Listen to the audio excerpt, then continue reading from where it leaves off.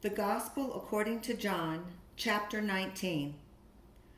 Then Pilate took Jesus and flogged him, and the soldiers twisted together a crown of thorns and put it on his head and arrayed him in a purple robe.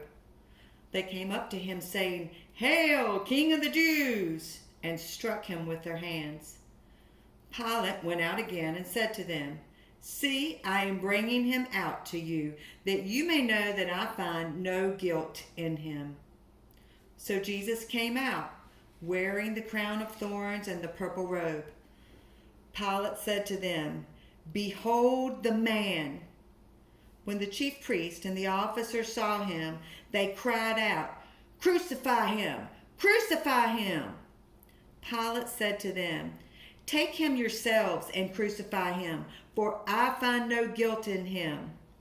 The Jews answered him, "We have a law, and according to that law he ought to die because he has made himself the Son of God." When Pilate heard this statement, he was even more afraid. He entered his headquarters again and said to Jesus, "Where are you from?" But Jesus gave him no answer. So Pilate said to him, "You will not speak to me? Do you not know that I have authority to release you and authority to crucify you?" Jesus answered him, "You would have no authority over me at all unless it had been given you from above. Therefore, he who delivered me over to you has the greater sin." From then on, Pilate sought to release him. But the Jews cried out, "If you release this man, you are not Caesar's friend.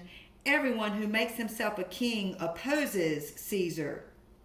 So when Pilate heard these words, he brought Jesus out and sat down on his judgment seat at a place called the Stone Pavement, and in Aramaic, Gabbatha. Now it was the day of preparation of the Passover. It was about the 6th hour. He said to the Jews, "Behold your king." They cried out, "Away with him! Away with him! Crucify him!" Pilate said to them, "Shall I crucify your king?" The chief priests answered, "We have no king but Caesar." So he delivered him over to them to be crucified. So they took Jesus, and he went out bearing his own cross to the place called the place of a skull, which in Aramaic is called Golgotha. And there they crucified him, and with him 2 others, one on either side, and Jesus between them.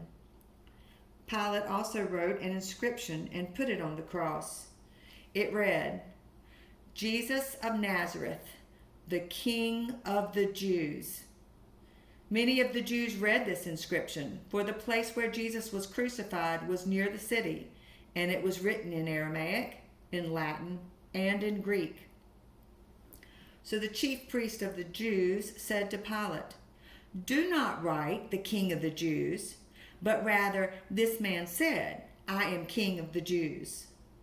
Pilate answered, "What I have written, I have written."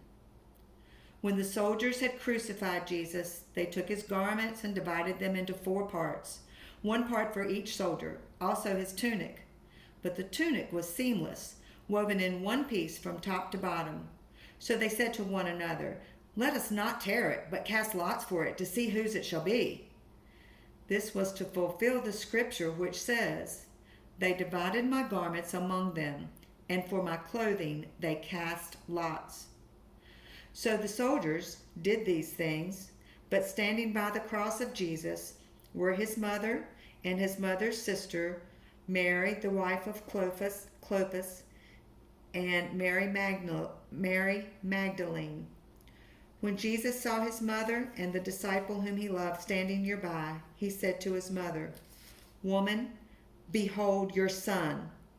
Then he said to the disciple, "Behold your mother." And from that hour the disciple took her to his own home. After this, Jesus, knowing that all was now finished, said, to fulfill the scripture, "I thirst." A jar full of sour wine stood there, so they put a sponge full of the sour wine on a hyssop branch and held it to his mouth. When Jesus had received the sour wine, he said, "It is finished." And he bowed his head and gave up his spirit.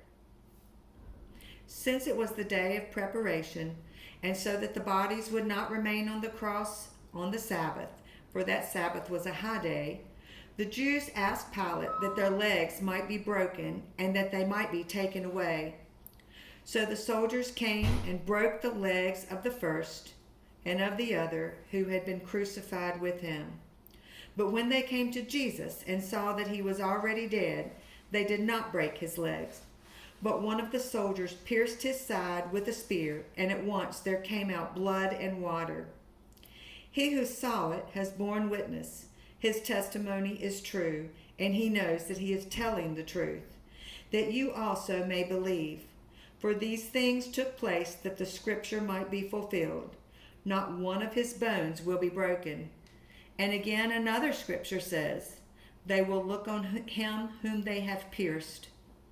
After these things, Joseph of Arimathea, who was a disciple of Jesus, but secretly for fear of the Jews, asked Pilate that he might take away the body of Jesus, and Pilate gave him permission.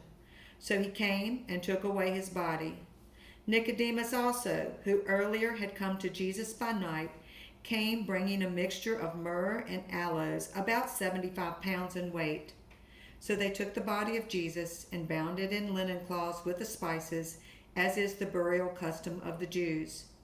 Now in the place where he was crucified there was a garden, and in the garden a new tomb in which no one had yet been laid. So because of the Jewish day of preparation, since the tomb was close at hand, they laid Jesus there.